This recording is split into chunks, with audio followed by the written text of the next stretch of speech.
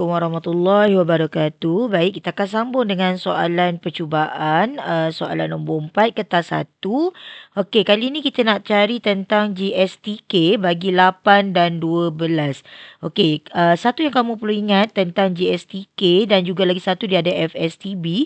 GSTK gandaan sepunya terkecil, kamu kena ingat kita kena bahagi sampailah nilainya adalah 1. Okey, tetapi kalau FSTB, kita akan selesaikan sampai salah satu daripada nilai tadi, kamu dah tak boleh bahagi. Okey, saya akan tunjukkan dulu GSTK untuk soalan ni.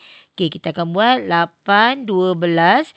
Okey, kita cari nombor yang kita boleh bahagi. Okey, mesti nombor perdana ya.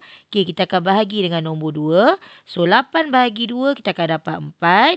12 bahagi 2, kamu akan dapat 6.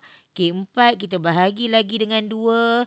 4 bahagi 2 dapat 2. 6 bahagi 2 dapat 3. Okey, kamu bahagi lagi dengan 2. 2 bahagi 2 dapat 1. Tetapi 3 tak boleh bahagi dengan 2. Jadi, kamu turunkan dahulu 3. Okey, selepas tu kita akan bahagi dengan 3. So, 1 ni kekal turun. 3 bahagi 3 kamu akan dapat 1. Jadi, ini yang cikgu masukkan tadi. Kita bahagi sehingga nilai terakhirnya adalah 1.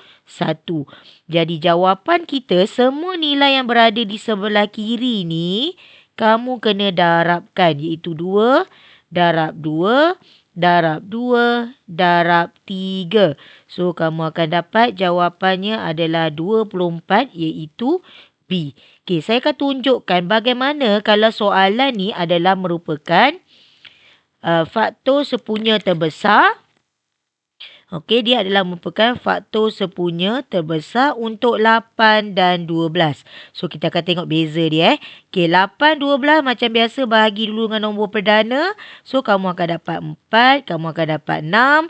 Okey, kita bahagi lagi dengan nombor perdana. Kamu akan dapat 2, kamu akan dapat 3. So, kali ni kalau kamu tengok dekat sini, kalau kita nak bahagi 2, sebelah sini boleh bahagi 2. Tetapi yang ni tak boleh bahagi 2.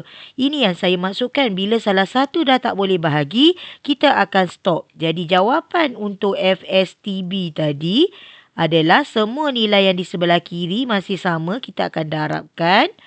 So jawapannya adalah 4. So cikgu harap kamu nampak beza antara GSTK yang di sebelah kiri dan juga FSTB yang di sebelah kanan.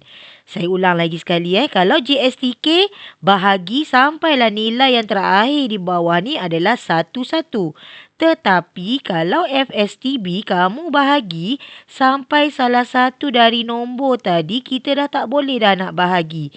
So kita akan stop. Dan saya ingatkan semula nombor yang di sebelah kiri ni ingat mestilah nombor perdana. Okey, so jawapan untuk soalan nombor 4 adalah B.